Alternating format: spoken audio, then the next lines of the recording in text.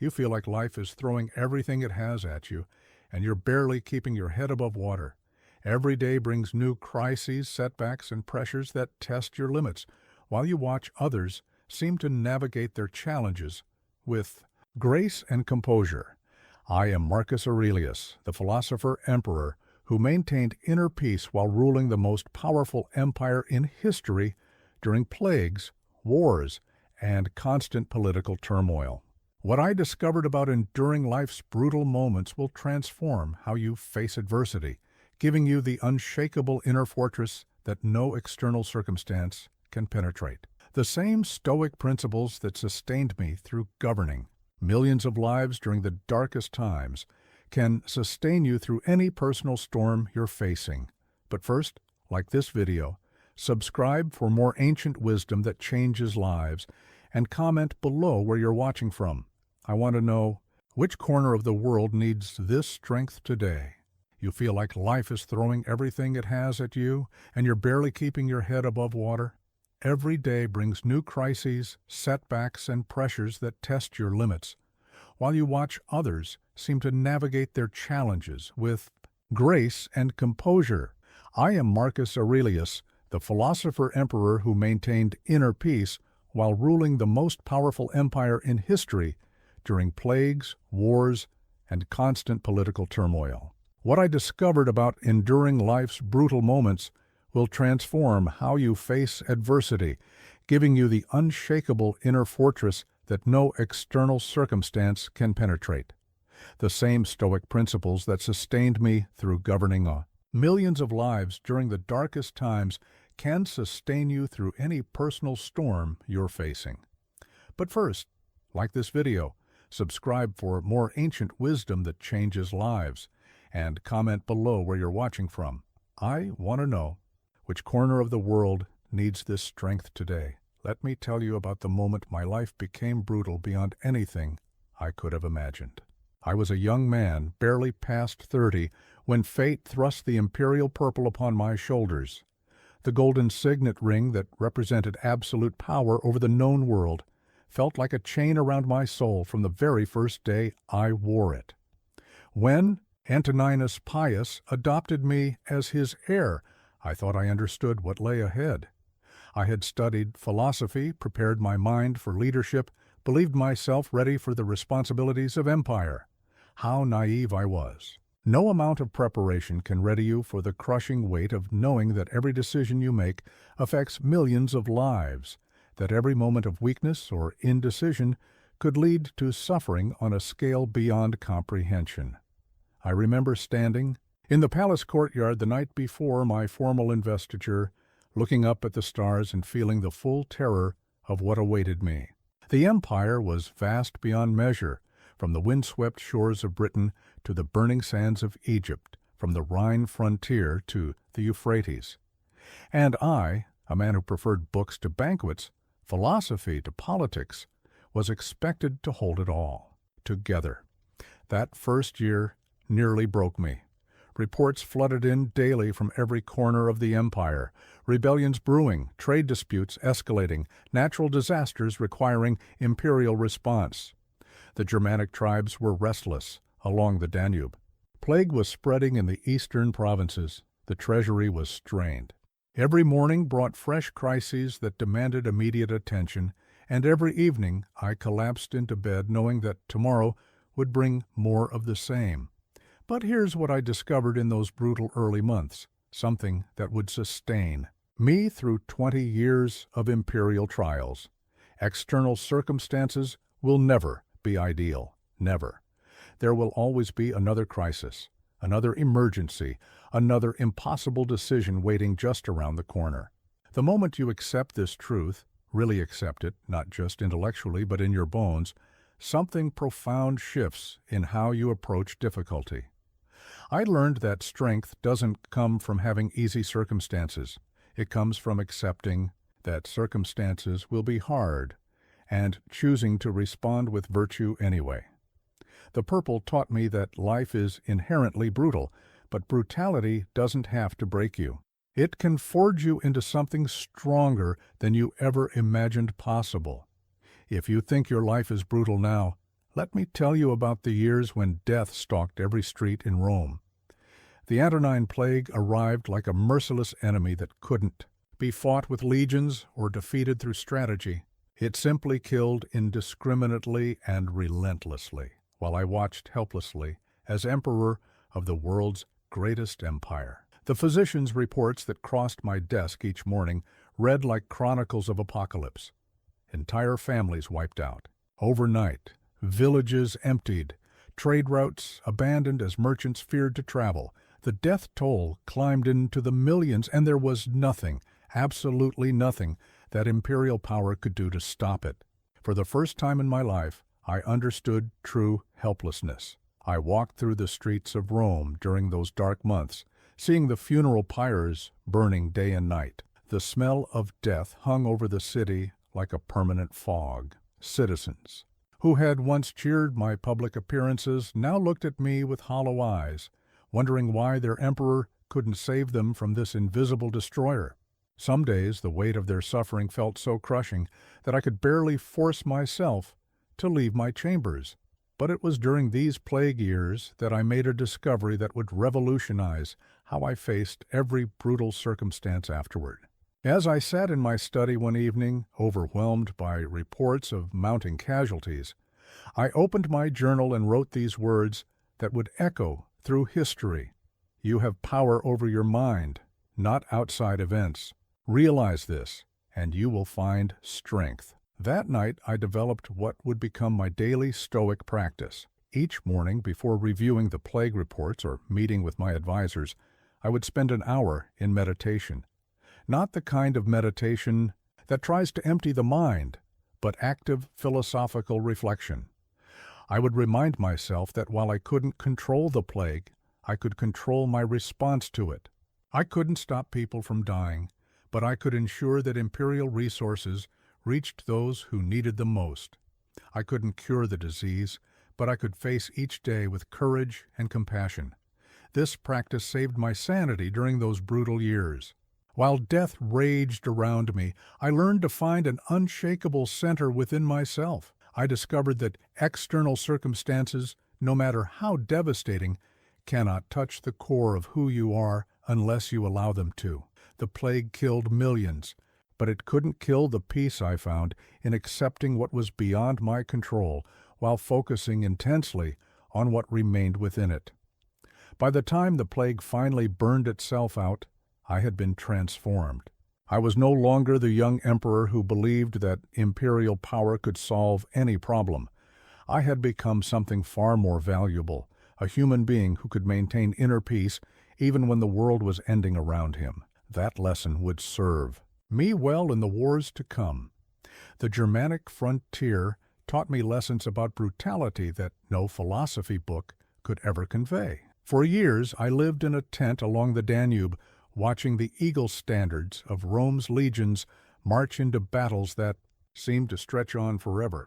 The Marcomannic Wars, as history would name them, were not glorious conquests, but grinding campaigns of survival against fierce tribes who fought for their homeland with desperate ferocity. I can still hear the clash of steel on steel echoing. Across the muddy plains, still smell the metallic scent of blood mixed with the damp earth of the riverbank. These were not the clean victories depicted in marble reliefs back in Rome. They were messy, brutal affairs where good men died for inches of contested ground, where every tactical decision I made meant the difference between life and death for thousands of soldiers who trusted me with their lives. The worst moments came during the long winter sieges when supplies ran low and the Germanic cold seemed to seep into your very bones. I would walk among the troops, trying to maintain morale while privately wrestling with the moral weight of the violence we were perpetrating. These were not faceless barbarians we fought, but fathers and sons defending their families and traditions. Yet Rome's security demanded that we push them back, that we restore the frontier and protect our own people. It was during one particularly brutal engagement near Carnuntum that I had an epiphany that would reshape my understanding of philosophies. role in real life. As I watched a young centurion die in my arms, his blood staining my imperial cloak, I realized that all the theoretical discussions about virtue and wisdom meant nothing if they couldn't help me find meaning in moments like this. That night, by the light of a flickering oil lamp in my campaign tent, I wrote in my journal, "How much trouble he avoids who does not look to see what his neighbor says or does, but only to what he does himself." I wasn't trying to escape responsibility for the war's brutality, but rather to find a way to act with integrity, even in circumstances that seemed to mock every civilized value I held dear. The Northern campaigns taught me that you can maintain your humanity even when forced to make inhuman decisions. The key is to never lose sight of why you're fighting. Never forget that behind every strategic necessity are real human costs that must be acknowledged and mourned. I learned to carry the weight of necessary violence without letting it corrupt my soul, to make hard choices without hardening my heart. When we finally achieved a lasting peace with the Germanic tribes, I didn't celebrate like my generals expected.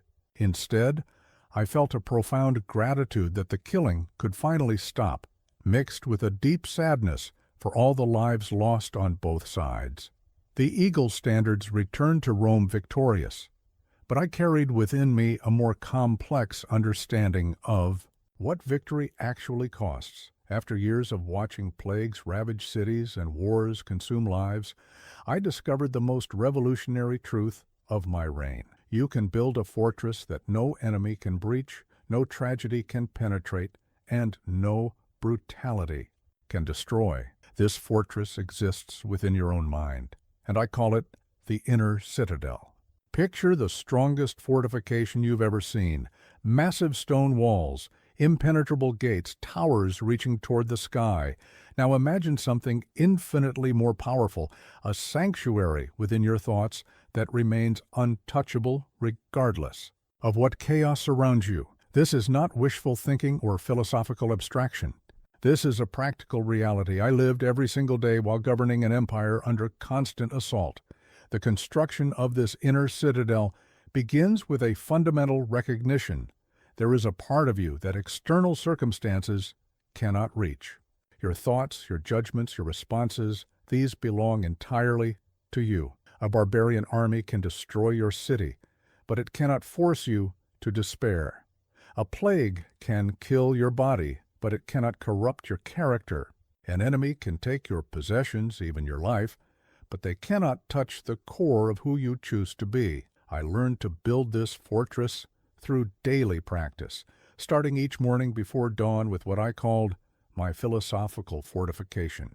While my advisors slept and the palace lay quiet, I would sit in meditation, consciously reinforcing the walls of my inner citadel.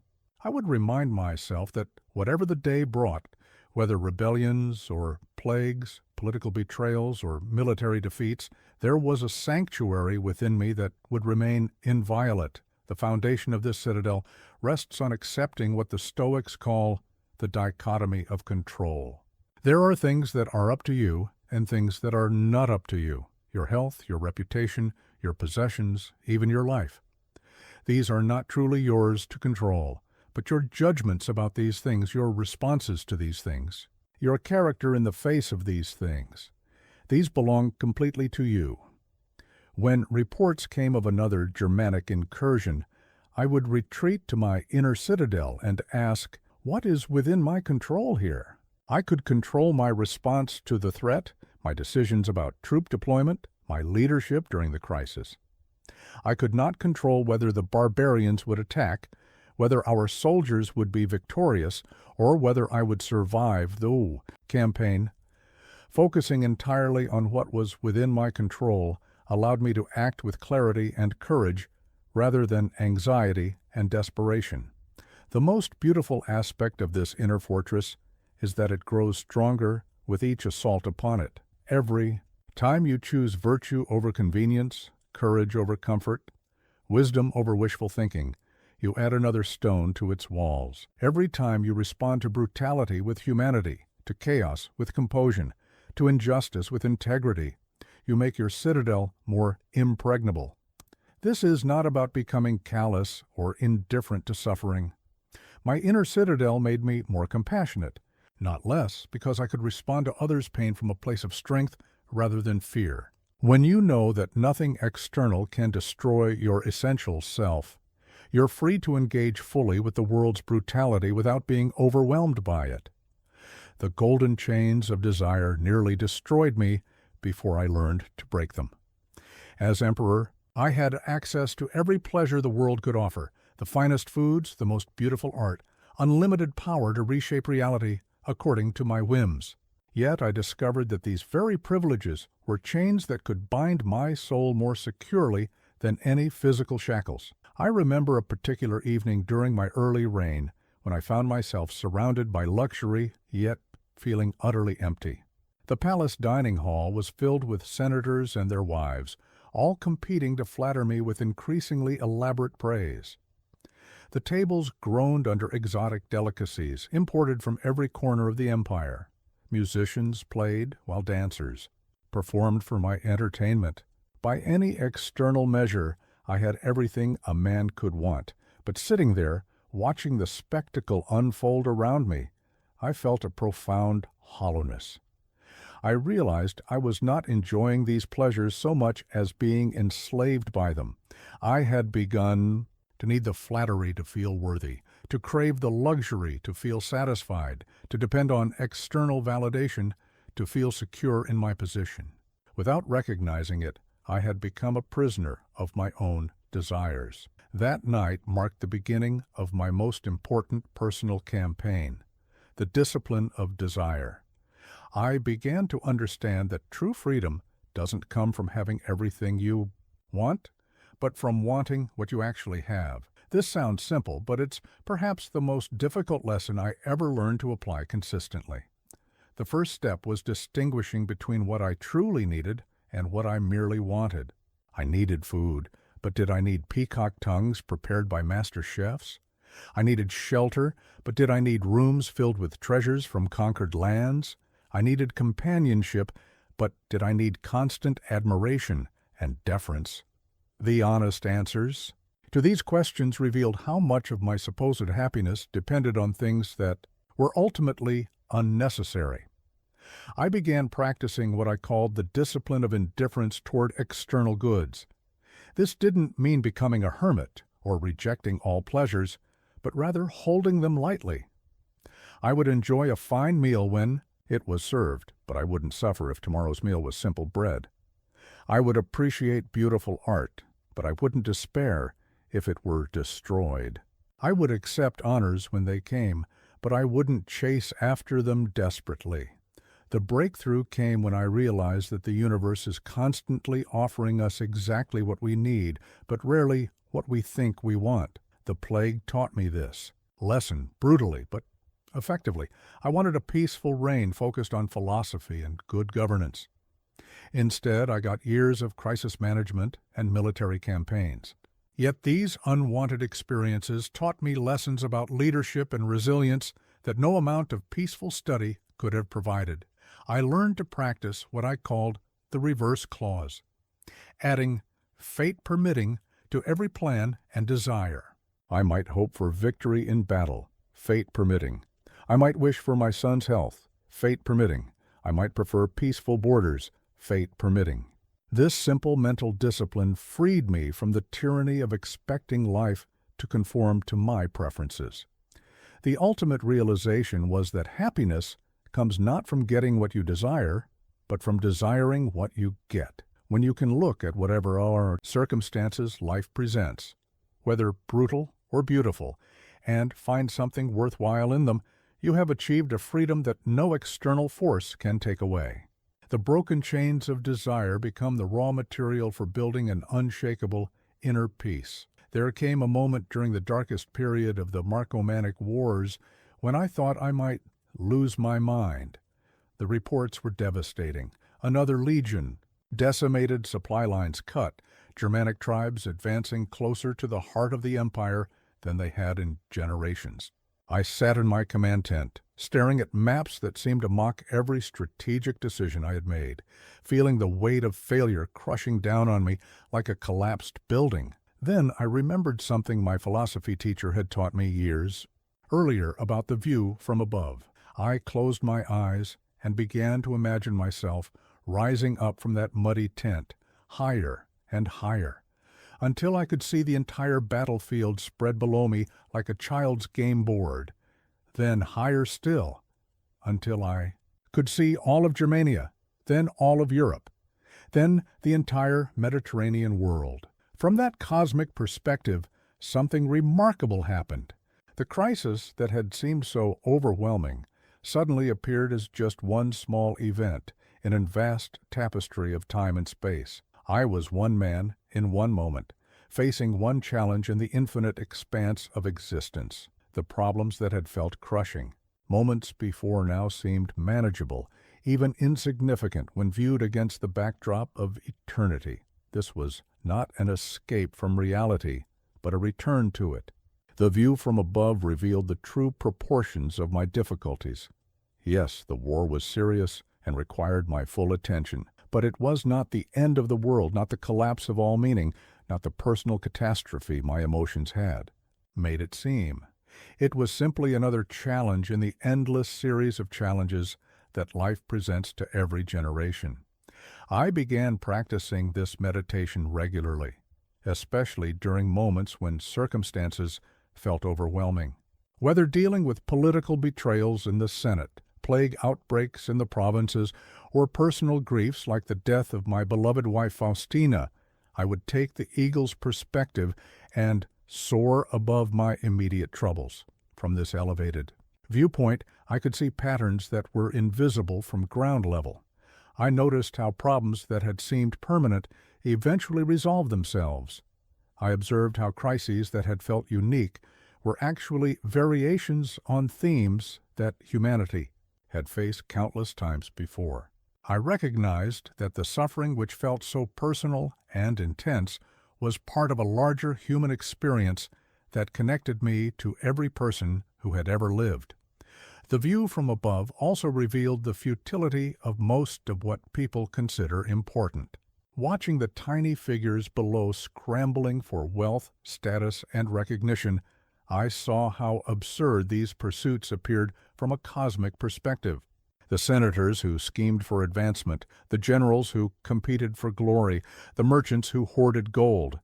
From above, their activities looked like ants fighting over crumbs while standing on a mountain. This perspective didn't make me indifferent to my responsibilities or callous toward human suffering. Instead, it freed me to act more effectively by removing the emotional turbulence that clouds judgment. When you can see your problems from a universal perspective, you can respond to them with clarity rather than panic, wisdom rather than desperation. The most profound realization came when I understood that this cosmic view was not just a mental exercise, but a glimpse of objective reality. From the standpoint of the universe, my troubles really were small and temporary. From the perspective of history, my reign would be just a brief moment. From the viewpoint of eternity, all human concerns fade into insignificance. Rather than finding this depressing, I found it liberating. If my problems were temporary and small in the grand scheme, then I was free to face them with courage and equanimity rather than fear and anxiety. Death was my constant companion throughout. My reign not as an enemy to be feared, but as the wisest teacher I ever had. From the moment I donned the purple, I was surrounded by reminders of mortality. The golden funeral masks of my predecessors watching from palace walls, the daily reports of soldiers fallen in battle, the plague victims whose names I could never learn, but whose deaths I carried in my heart. Most people spend their lives running from the thought of death, but I learned to embrace it as my most valuable advisor. Each morning, before attending to imperial business, I would spend time in what I called memento mori meditation, deliberately contemplating my own mortality and the temporary nature of everything I held dear. This was not morbid self-torture, but practical wisdom training. I remember the day my adoptive father, Antoninus Pius, died. I had loved him like a true father, and his passing left a void in my life that no amount of imperial power could fill. As I stood beside his funeral pyre, watching the flames consume the body of the man who had shaped my character and prepared me for leadership, I felt the full weight of mortality settle over me like a heavy cloak. But in that moment of grief, I also experienced a profound liberation.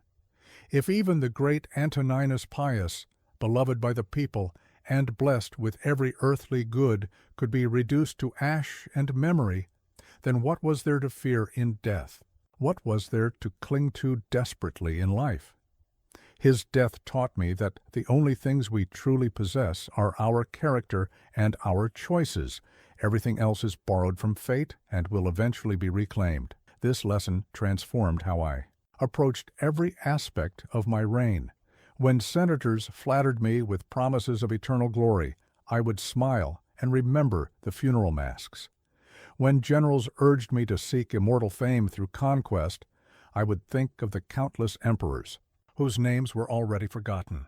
When courtiers spoke of building monuments to ensure my legacy, I would recall how quickly stone crumbles and marble weathers. The daily practice of memento mori made me fearless in a way that no military training ever could.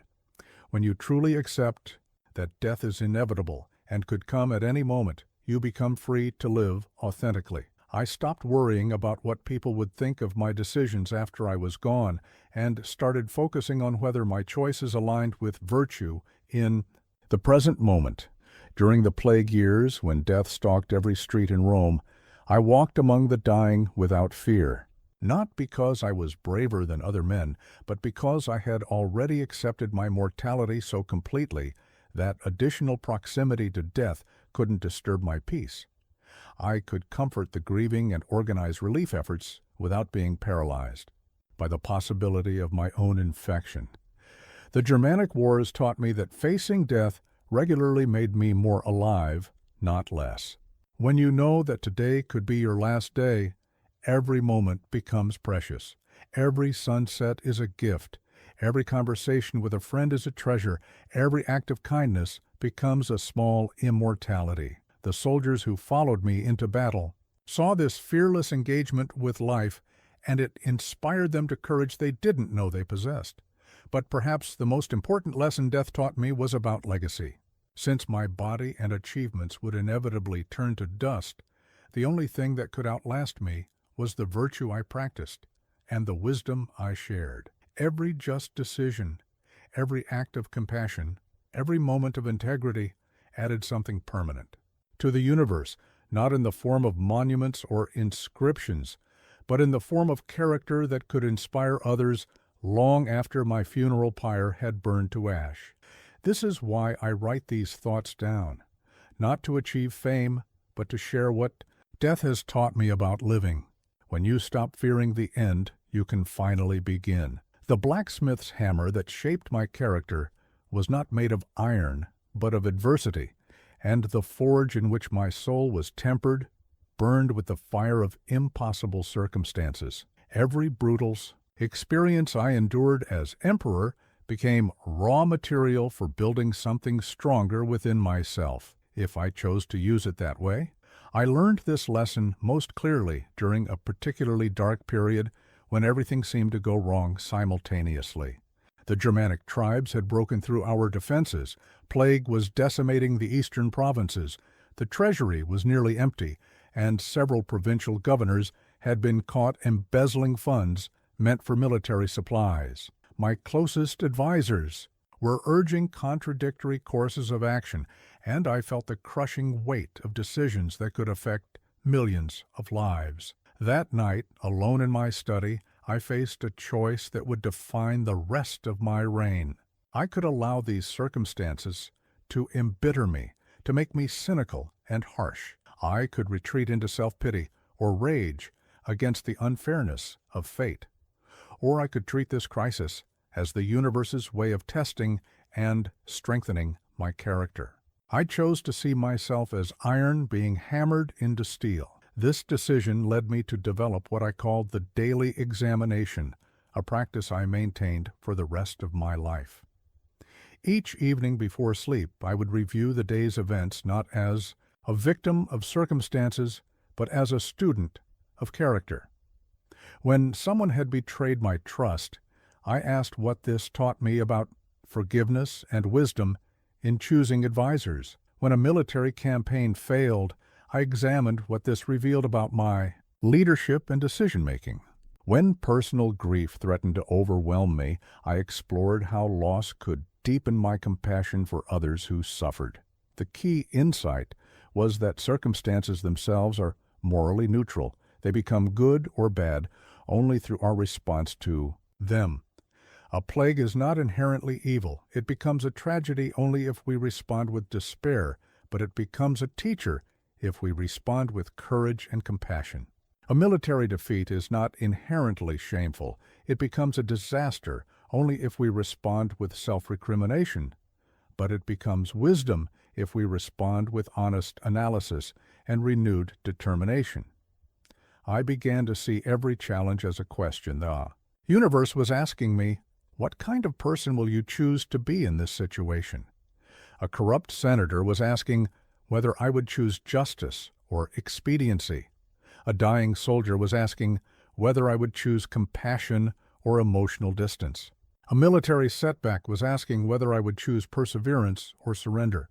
Each day brought dozens of these character tests, and I learned to welcome them as opportunities for growth, rather than dreading them as burdens. The most difficult material to work with in this character forge was my own anger and frustration. When senators ignored my directives, when generals made strategic blunders, when natural disasters disrupted carefully laid plans, my first impulse was often rage. But I learned to treat even these negative emotions as raw material for character building. Each moment of anger became an opportunity to practice patience. Each frustration became a chance to develop acceptance. Each disappointment became material for building resilience. The daily examination revealed patterns in my character that I might never have noticed otherwise. I discovered that I was more prone to impatience when I was physically tired, more likely to make harsh judgments when I felt overwhelmed by responsibilities, more inclined toward self-pity when I compared my challenges to the easier circumstances of others. Recognizing these patterns allowed me to strengthen my weaknesses systematically. But perhaps the most valuable discovery was that character, like physical strength, grows stronger only when resistance is applied.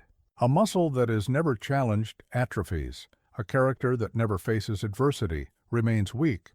The brutal circumstances of my reign, which I had initially seen as obstacles to living virtuously, were actually the very conditions necessary for developing unshakable virtue. By the end of my life, I could look back and see how every crisis had contributed something essential to my character. The plague years taught me compassion and acceptance. The military campaigns taught me courage and endurance. The political betrayals taught me wisdom and forgiveness. Without these hammer blows of adversity, I would have remained soft metal instead of tempered steel. The bronze scales of justice that sat on my desk became my moral compass when everything else was in chaos.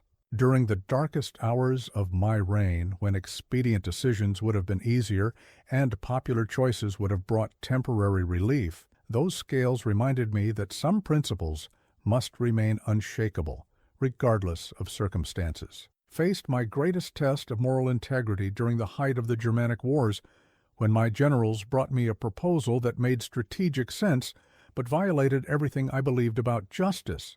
They had captured several Germanic chieftains and wanted to execute them publicly as an example to other tribes considering rebellion.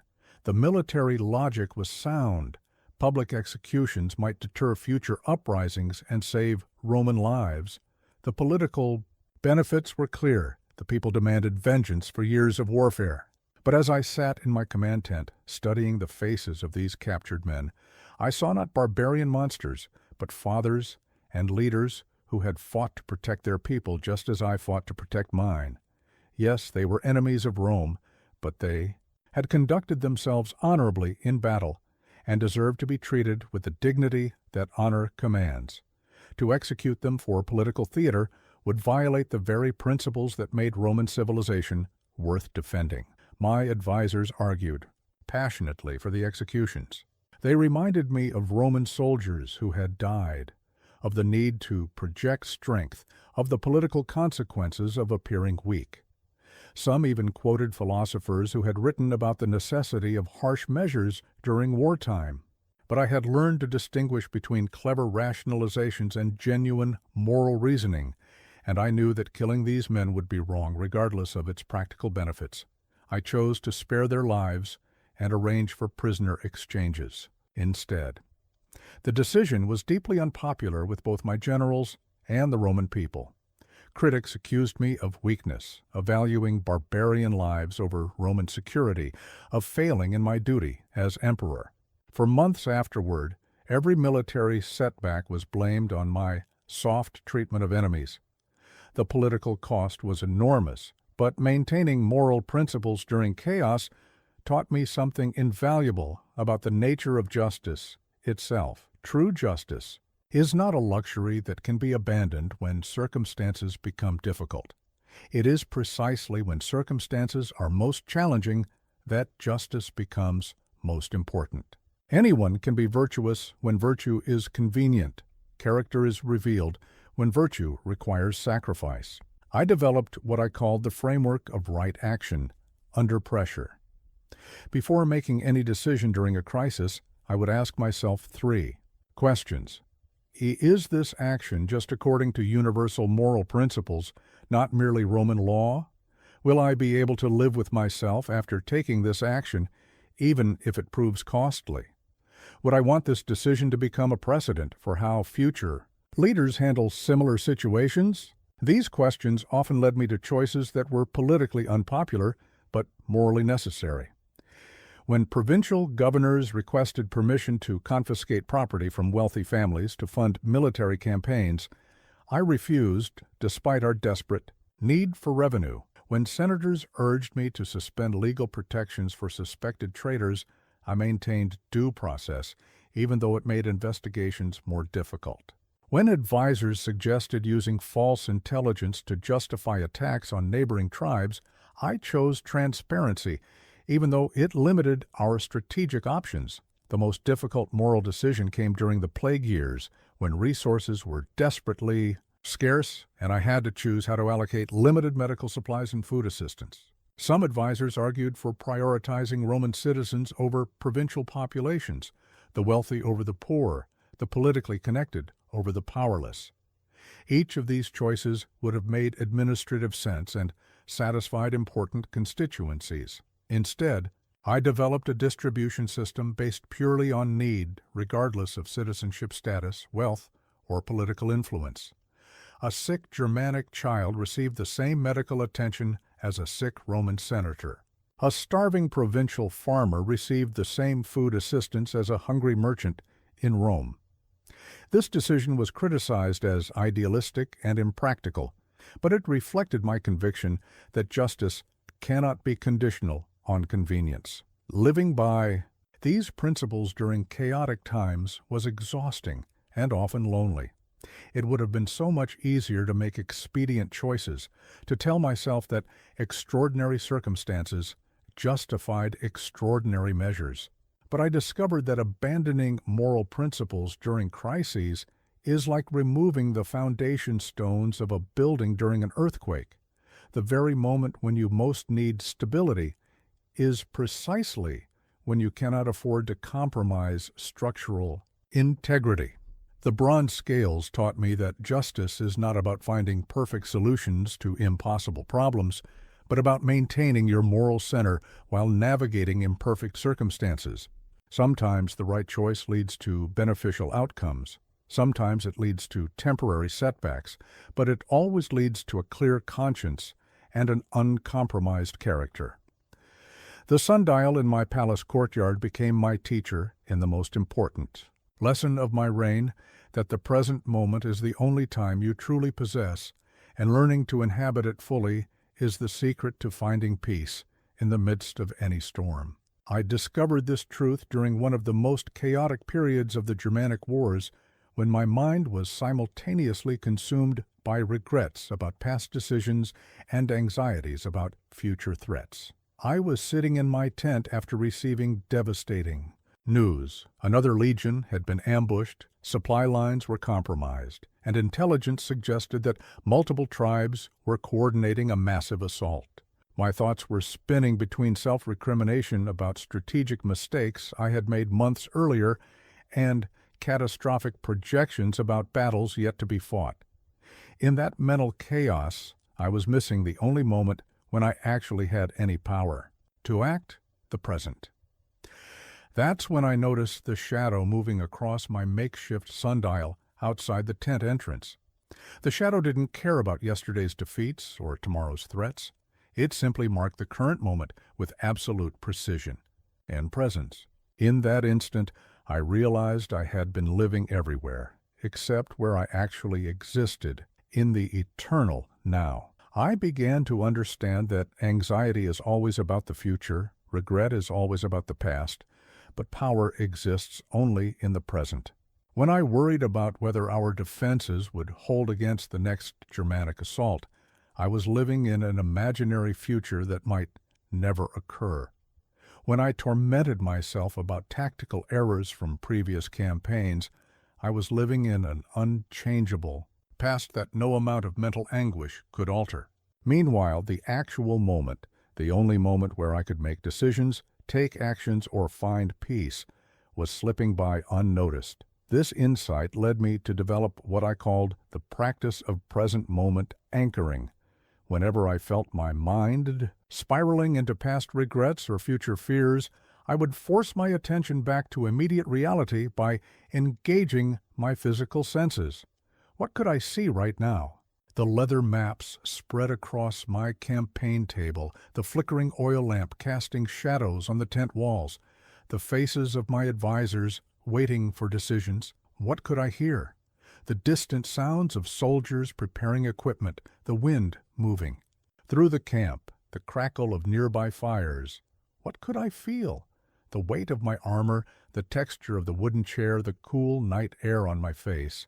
This sensory anchoring would pull me back from mental time travel into the reality of the current moment. And in that present reality, I almost always found that things were more manageable than my thoughts had made them seem. Yes, we faced serious challenges, but right now, in this moment, I was alive, my mind was functioning, and I had the ability to respond thoughtfully rather than reactively. The present moment practice transformed how I approached imperial responsibilities. Instead of feeling overwhelmed by the enormity of governing an empire, I learned to focus on whatever task was immediately before me. If I was reviewing military reports, I gave my complete attention to understanding the current situation rather than letting my mind jump ahead to worst-case scenarios. If I was meeting with senators, I listened fully to their concerns rather than mentally rehearsing my responses. If I was writing letters to provincial governors, I focused entirely on crafting clear, helpful guidance rather than worrying about how my instructions might be misinterpreted. This presence of mind revealed something remarkable about the nature of time itself. When you're fully present, moments seem to expand rather than contract. A conversation that might normally feel rushed and superficial becomes rich with nuance and connection. A decision that might typically be made hastily from anxiety becomes thoughtful and well considered. A simple meal eaten with full attention becomes more satisfying than an elaborate feast consumed while distracted.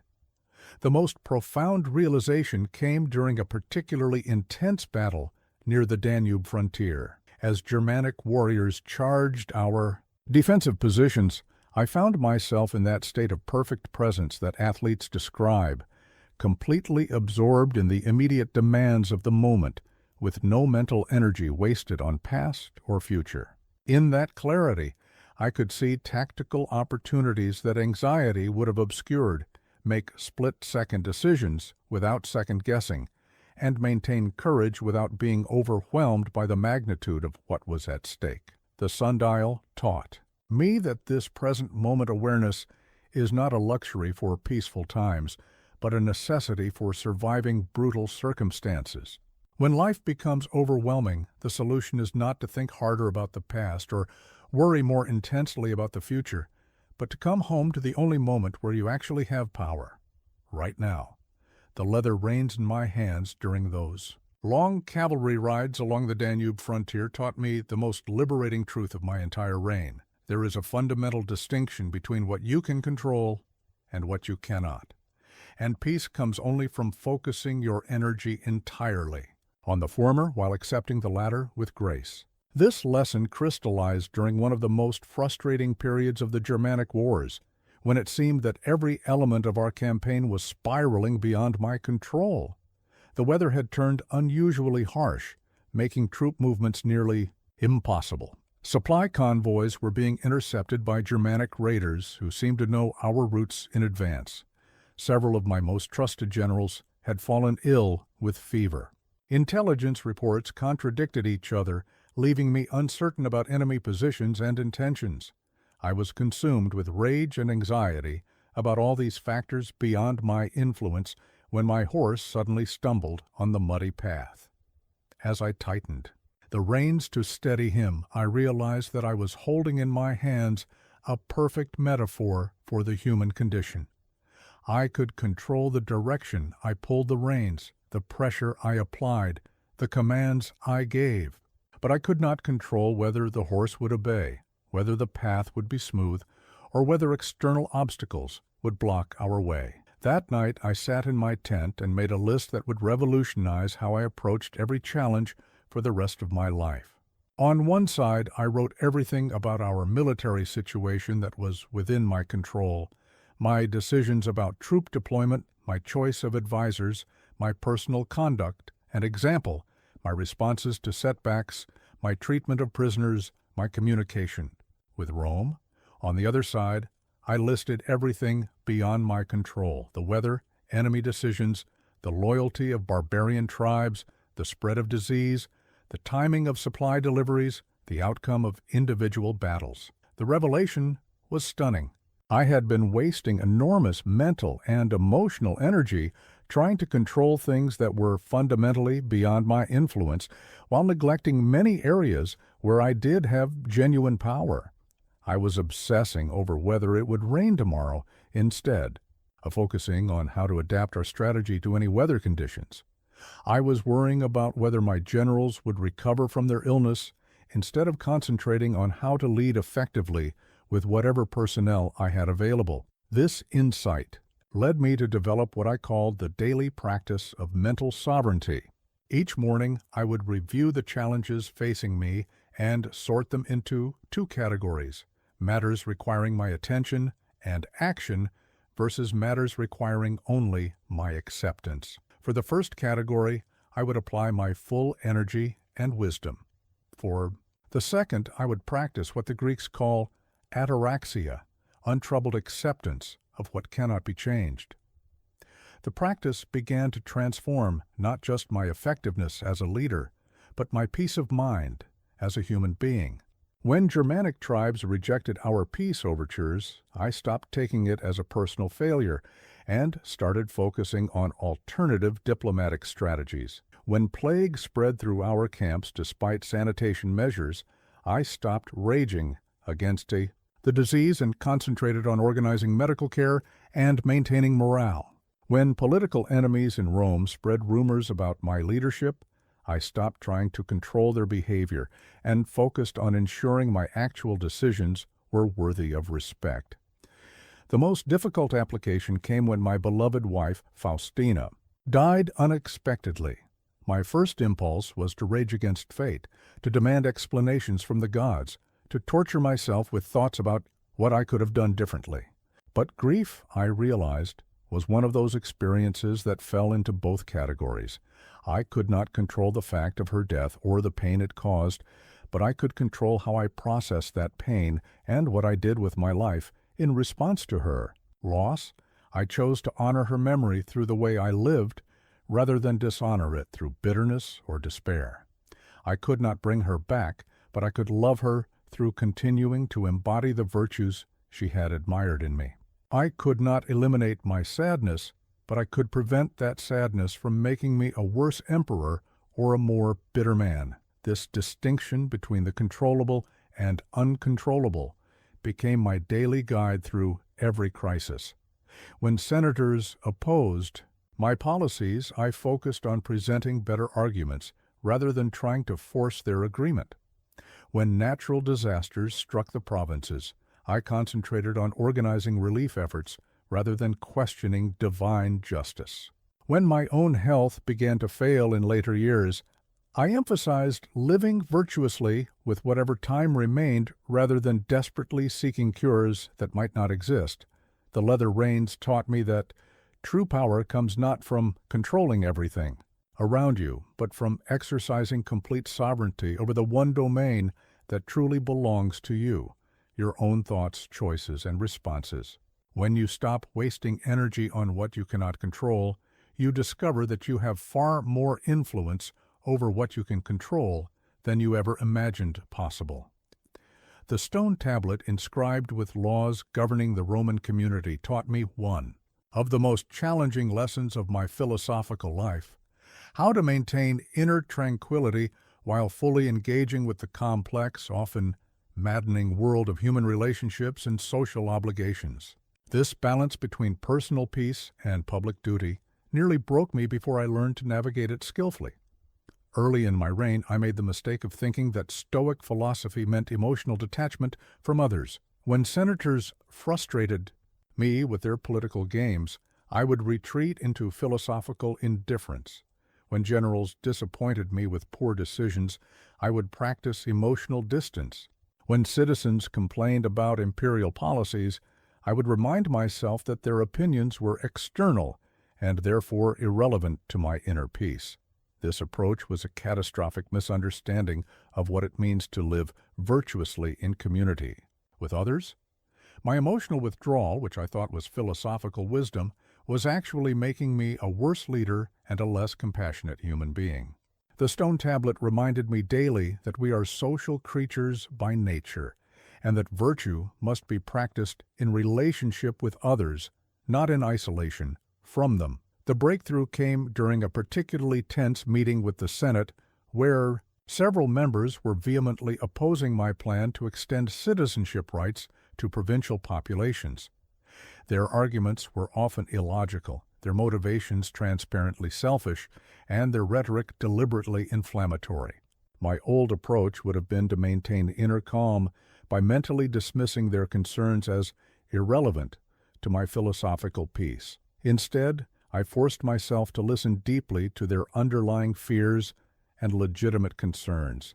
Yes, some of their opposition was based on prejudice and self-interest, but buried within their arguments were genuine worries about economic disruption and cultural change. By engaging with their humanity rather than retreating into philosophical superiority, I found ways to address their concerns while still advancing the policies I believed were just. This experience taught me that the Stoic ideal of apatheia, freedom from destructive emotions, does not mean becoming emotionally numb or socially disconnected. Rather, it means developing the ability to feel appropriate emotions without being overwhelmed by them, to care deeply about others without being destroyed when they disappoint you, to engage fully with human drama without losing your inner equilibrium.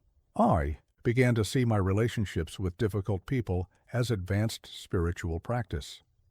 The corrupt senator who demanded bribes became an opportunity to practice patience and find creative solutions to entrenched problems. The insubordinate general who questioned my strategies became a chance to practice humility and consider whether my plans might actually need improvement. The grieving citizen who blamed me for her husband's death in battle became an invitation to practice compassion while accepting the legitimate anger that comes with loss. The key insight was learning to distinguish between caring about people and being controlled by their behavior. I could love my son Commodus deeply while accepting that I could not force him to embrace virtue. I could care passionately about the welfare of Roman citizens while recognizing that some would always criticize my efforts. I could feel genuine affection for my advisors while maintaining the emotional stability to make difficult decisions they might oppose. This balance required what I called the practice of engaged detachment. I would involve myself fully in relationships and social responsibilities while holding lightly to specific outcomes. I could argue persuasively for policies I believed were right, while accepting that the Senate might reject them. I could invest deeply in training my successor while acknowledging that he might choose a different path. I could love completely while preparing for loss. The most challenging application came in my relationship with my son Commodus, whose character flaws became increasingly apparent as he matured. Every father wants to see his son succeed and embody the values he has tried to teach. But I had to learn to love Commodus for who he was, rather than demanding that he become who I wanted him to be. This meant continuing to offer guidance while accepting that he would ultimately choose his own path, even if that path led away from virtue. The stone tablet taught me that we have duties to the human community that cannot be abandoned in pursuit of personal tranquility, but that fulfilling these duties skillfully requires inner peace as a foundation. You cannot serve others effectively when you are emotionally reactive to their behavior. You cannot lead wisely when you are desperate for approval or terrified of criticism. You cannot love genuinely when you are trying to control those you claim to care about. The social dimension of Stoicism is not about becoming indifferent to others, but about developing the inner stability that allows you to engage with them more fully, more compassionately, and more effectively than would be possible if you were constantly destabilized by their responses to your efforts.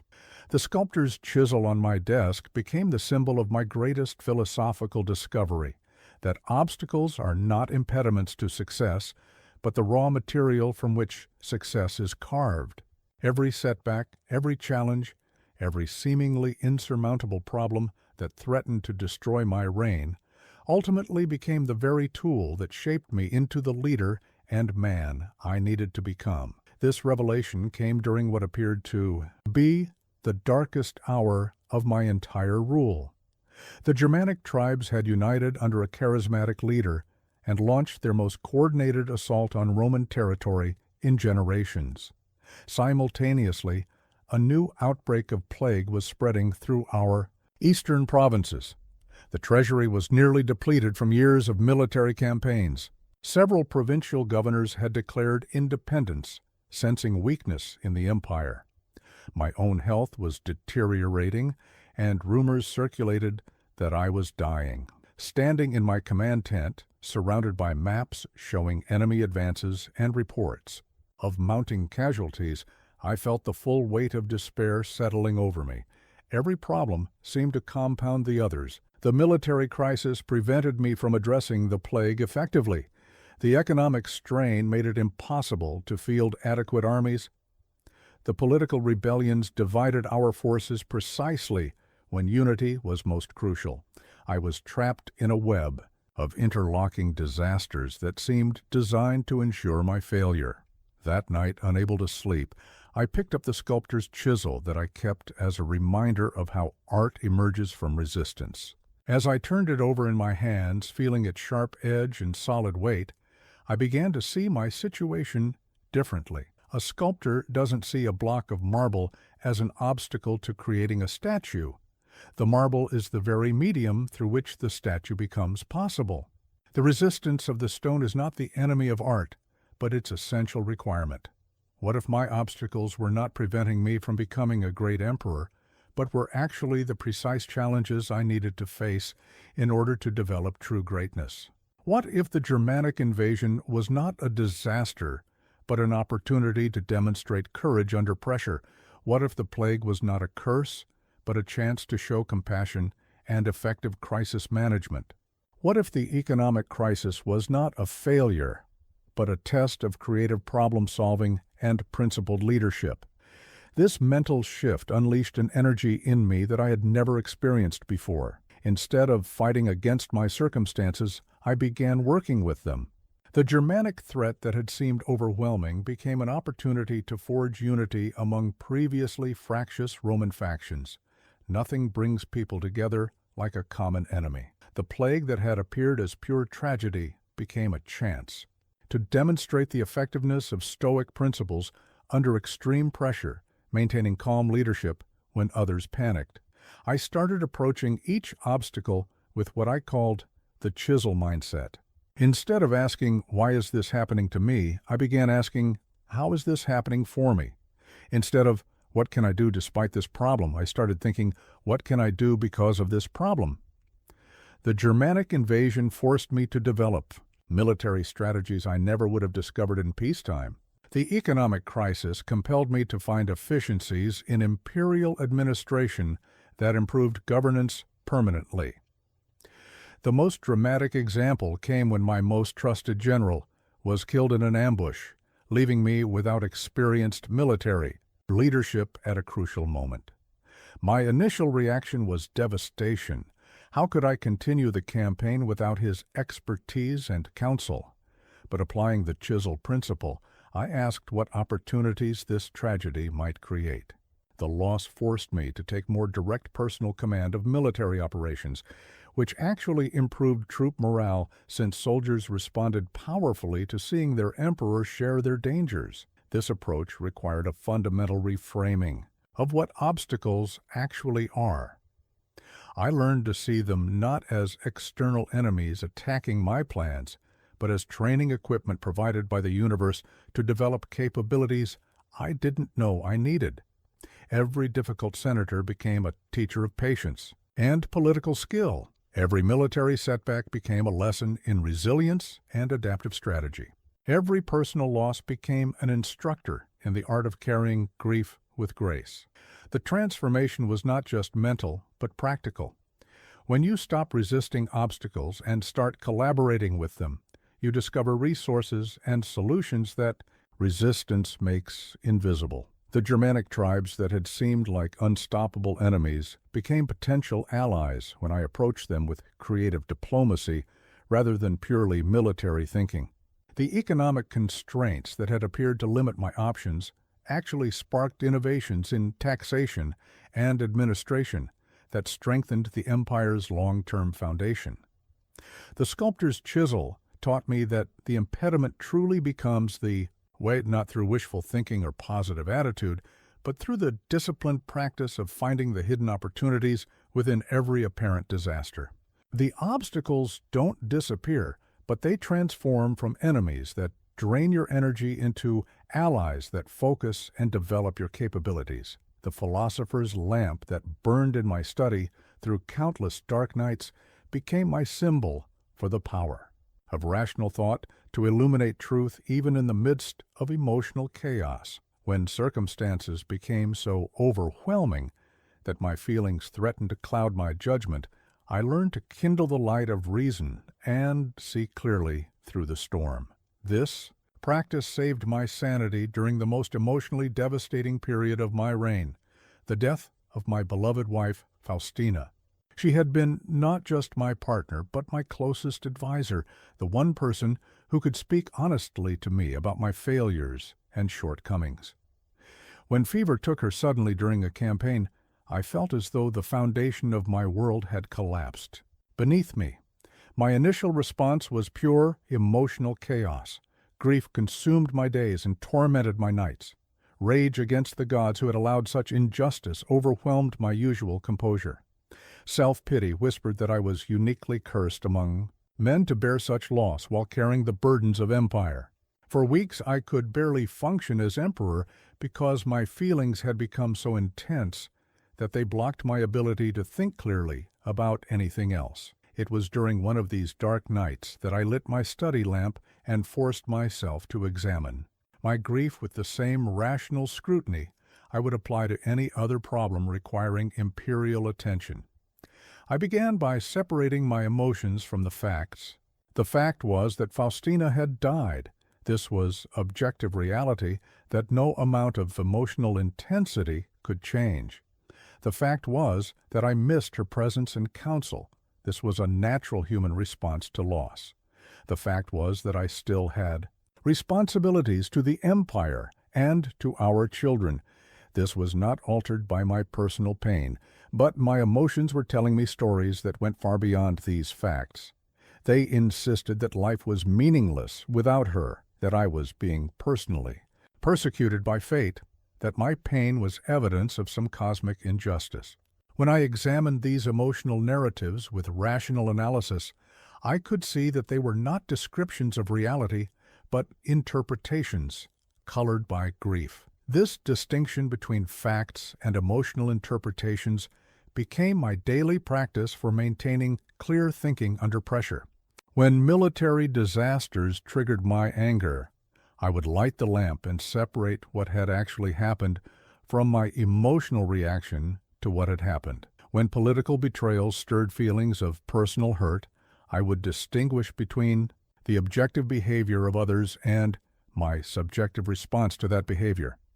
The practice revealed how often my emotions were based on assumptions rather than evidence. When a senator voted against my proposal, my emotions immediately constructed a story about his motives. He was personally hostile to me. He was ungrateful for past favors. He was motivated by petty jealousy. But rational examination often revealed simpler explanations. He had different information than I did.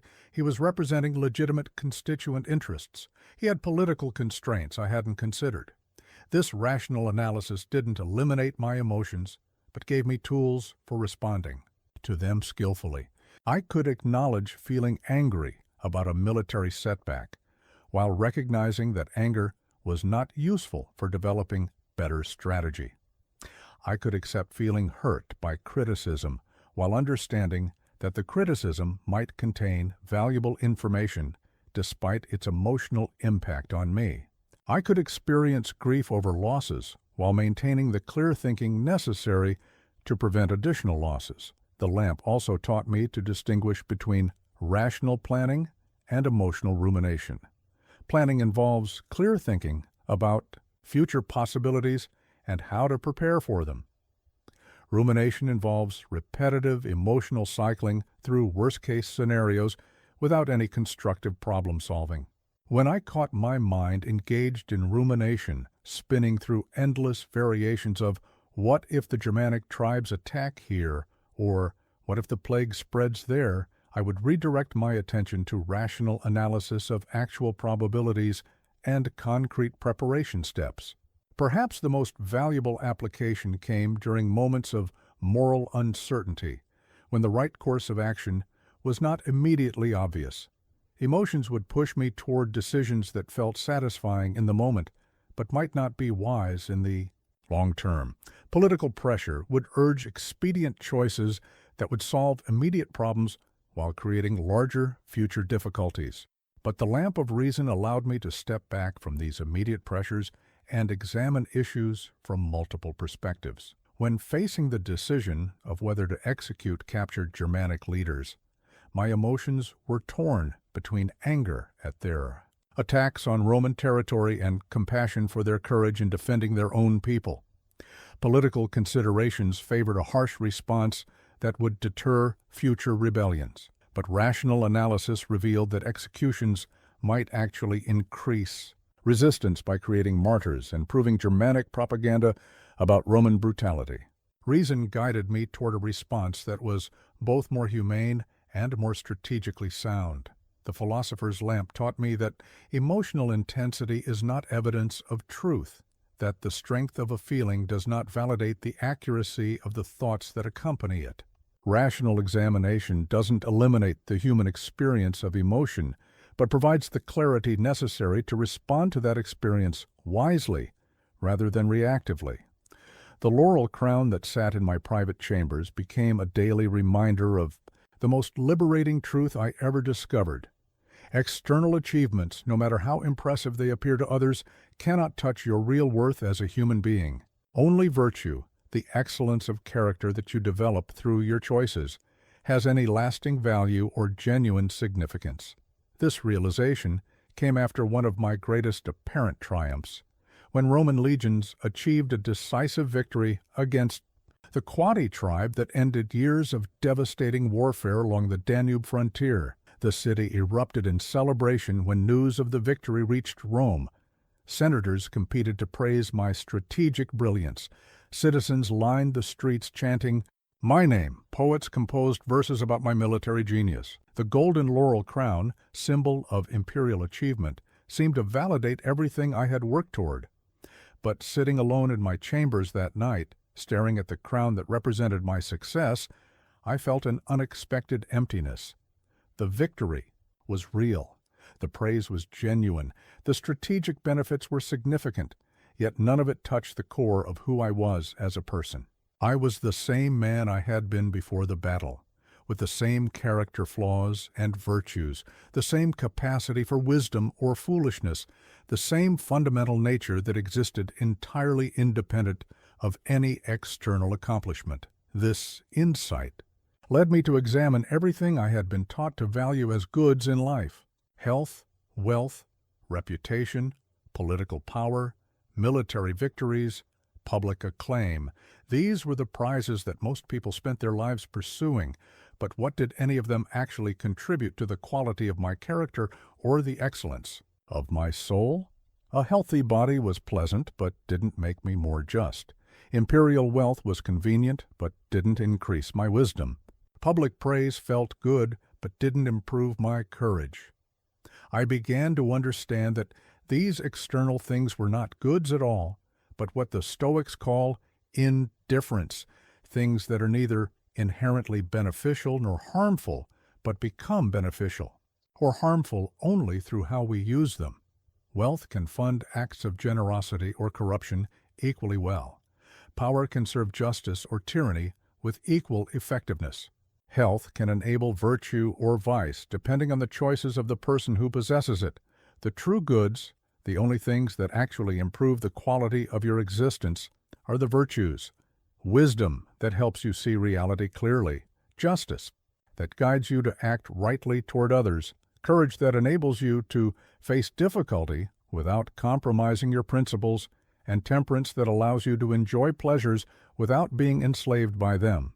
These excellences of character cannot be taken away by any external force, cannot be diminished by circumstances, and grow stronger through practice regardless of what happens around you.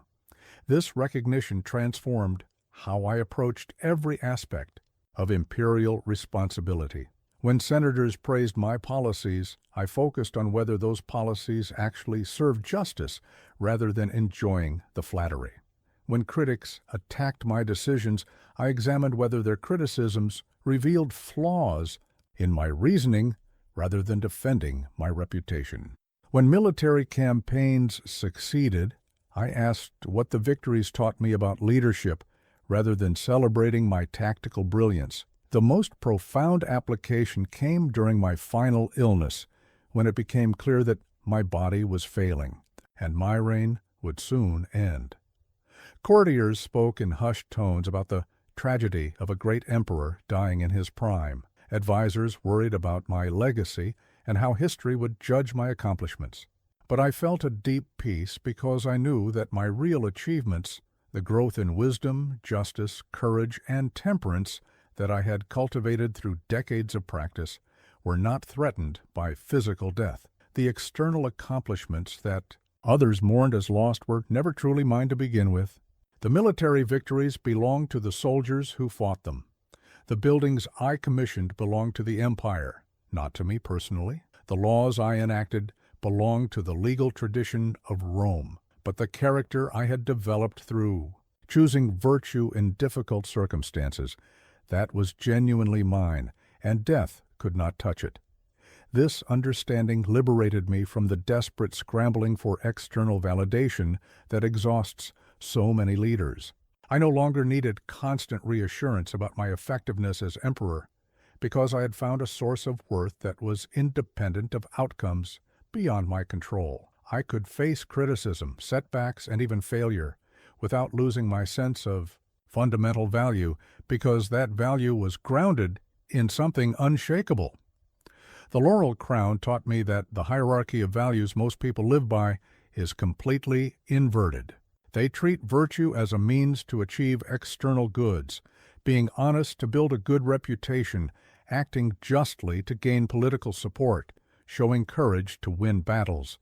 But virtue is actually the end, the ultimate good, while external things are at best useful tools for practicing virtue, and at worst distractions from what really matters. When you truly understand that virtue is the only good, you become simultaneously more ambitious and more relaxed. More ambitious because you realize there is always room to grow in wisdom, justice, courage, and temperance. More relaxed because you stop depending on external circumstances to provide validation for your existence. The brutal realities of life can destroy your health, your wealth, your reputation, even your life, but they cannot touch the essential excellence that makes you who you truly are. The ancient star chart that hung in my study became my gateway to the most healing perspective I ever discovered, seeing yourself as part of the vast, interconnected cosmos, rather than as an isolated individual struggling alone against hostile forces. This universal viewpoint transformed my understanding of suffering from a personal curse into a shared human experience that connects us to all life. This cosmic perspective saved me during the bleakest period of my later reign, when multiple crises converged to create what felt like a perfect storm of misfortune. My health was deteriorating rapidly from years of campaign stress and an illness the physicians couldn't properly diagnose. My son Commodus was showing increasingly disturbing signs of the character flaws that would later make him one of history's most notorious emperors. Several provinces were in open rebellion, stretching our military resources beyond their limits. The economy was strained from decades of warfare, and natural disasters had destroyed harvests across multiple regions. Sitting in my tent during another sleepless night on the Danube frontier, feeling the weight of these accumulated burdens, I found myself staring at the star chart and suddenly seeing my situation from an entirely different vantage point. Those countless points of light represented suns like our own, possibly orbited by worlds containing their own forms of life, facing their own struggles. The constellation patterns that had guided human navigation for millennia would continue their eternal dance, long after my empire had crumbled to dust. From this cosmic perspective, I began to see that what felt like my unique personal suffering was actually part of the universal human experience. Every conscious being that had ever existed had faced the challenge of maintaining meaning and dignity in the face of loss, uncertainty, and mortality. The pain I felt watching my son's character deteriorate was the same pain every parent had experienced when their children chose destructive paths. The frustration of governing an unruly empire was a variation on the challenge every leader had faced when trying to create order from chaos. This realization didn't diminish my suffering, but placed it in a context that made it bearable. I was not being uniquely persecuted by fate, but participating in the fundamental conditions of existence that all conscious beings must navigate. My struggles connected me to every emperor who had wrestled with impossible decisions, every father who had worried about his children's future, every human being who had faced their own mortality while trying to leave something meaningful behind. The star chart taught me to practice what I called cosmic empathy, recognizing that the same forces that created my challenges were operating throughout the universe, creating similar experiences for countless other beings. When I felt overwhelmed by imperial responsibilities, I would remember that consciousness itself seemed to be the universe's way of experiencing and understanding itself through individual perspectives like mine. My burdens were not punishments, but opportunities for the cosmos to know itself more deeply. This perspective radically transformed how I understood my relationship to other people, including those who opposed or frustrated me. The Germanic chieftains, who fought against Roman expansion, were not evil enemies, but fellow conscious beings trying to protect what they valued. just as I was trying to protect what I valued. The senators who obstructed my policies were not personal antagonists, but other nodes of awareness in the cosmic web, pursuing their own understanding of justice and necessity. The most profound healing came when I began to see my personal suffering as contributing to the universe's larger project of developing wisdom and compassion. Every moment of pain I experienced with awareness and dignity added something valuable to the cosmic store of knowledge about how consciousness can respond to difficulty. Every choice I made to respond virtuously to brutal circumstances created a small expansion in the universe's capacity for goodness. This cosmic perspective also revealed the absurdity of much of what humans consider supremely important. From the viewpoint of the stars, the difference between Roman and Germanic cultures seemed trivial compared to their shared humanity. The political disputes that consumed so much energy in the Senate appeared insignificant against the backdrop of cosmic time. Even the rise and fall of empires looked like brief fluctuations in the endless flow of universal change. Yet, rather than making me indifferent to human affairs, this perspective made me more committed to playing my role skillfully. If I was part of a vast cosmic process of consciousness exploring itself through individual experience, then how I handled my particular challenges mattered not just for me, but for the universe's ongoing development of wisdom and virtue. The ancient star chart taught me that we are not separate beings struggling in isolation, but temporary expressions of a single, vast intelligence trying to understand itself through our experiences. Your sufferings are not meaningless personal afflictions, but contributions to the universe's growing knowledge of how awareness can maintain dignity and purpose in the face of limitation and loss. When you see yourself as part of this cosmic project, even the most brutal circumstances become opportunities to add something valuable to the sum total of wisdom and courage in existence. The sealed scroll that contains my final testament sits before me now as I write these last words, knowing that death approaches not as an enemy, but as the teacher who gives urgency and meaning to every moment of life. I have spent 20 years learning how to live with the constant awareness of mortality, and I want to leave you with the most important lessons that awareness has taught me. As I feel my strength ebbing and recognize the signs that my physicians try to hide from me, I am not filled with regret or terror, but with profound gratitude. Gratitude for having been given the extraordinary privilege of consciousness in a universe vast beyond imagination. Gratitude for having been entrusted with responsibilities that forced me to develop capabilities I never knew I possessed. Gratitude for having experienced both the depths of suffering and the heights of virtue, for having learned that both are essential teachers on the path to wisdom. If I could speak to you who will face your own brutal circumstances long after my ashes have mingled with the earth, I would tell you this: live as though you are dying, because you are. Not in some distant theoretical future, but right now, in this very moment. The breath you are taking as you hear these words is one breath closer to your last. The day you are living today is one day fewer in the finite number you have been allotted.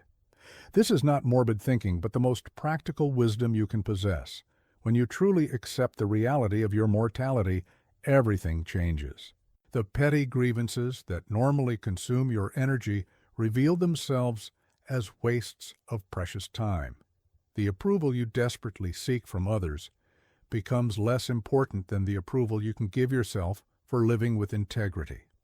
The security you try to build through accumulating possessions and achievements is exposed as an illusion, freeing you to find real security in developing unshakable character. I have watched many people die during my reign: soldiers in battle, citizens in plague, loved ones in their beds. Those who died well had one thing in common. They had learned to live with the constant awareness that life is temporary. They wasted less time on trivial pursuits spoke more honestly about their feelings, forgave more readily, loved more deeply, and faced each day with the urgency that comes from knowing it might be their last. The sealed scroll reminds me that the only legacy that truly matters is the example you set for how a conscious being can respond to the fundamental conditions of existence. Your wealth will be redistributed, your achievements will be forgotten, your body will return to dust, but the courage you show in facing difficulty, the compassion you demonstrate toward fellow sufferers, the integrity you maintain under pressure, these contribute something permanent to the universe's store of wisdom. In my final days, I find myself returning again and again to the central insight that has guided my entire philosophical journey. You cannot control what happens to you, but you can control who you choose to be in response to what happens to you. This moment, whether it brings you triumph or tragedy, joy or suffering, success or failure, is asking you the same question that every moment asks: what kind of person will you choose to be right now? The brutal circumstances you face are not obstacles to living well, but the precise conditions under which living well becomes possible. Easy times develop nothing in your character.